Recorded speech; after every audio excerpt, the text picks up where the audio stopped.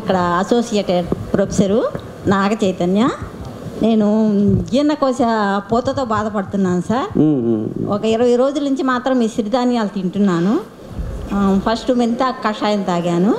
ఆ gas problem వినండి పిల్లలు వినండి. కొంత అనేది ఆ గ్యాస్ ప్రాబ్లం అనేది అంత లేకుండా ఉంటున్నాను.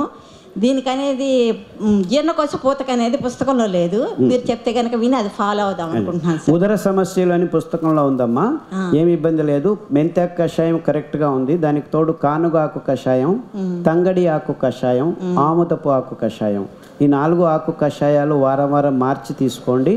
ముఖ్యంగా అండుకూరలు 3 రోజులు వారంలో, మిగిలిన ధాన్యం ఒక్కొక్క రోజు తినండి. మీకు 6 నెలల్లో పూర్తిగా బాగా అయిపోతుంది. పూర్తిగా అంటే పూర్తిగా. మీకు నాకేం ప్రాబ్లం ఉన్నింది అని మళ్ళీ మతిమరుపు రోగం అనుకోవద్దండి. You will forget your pains completely.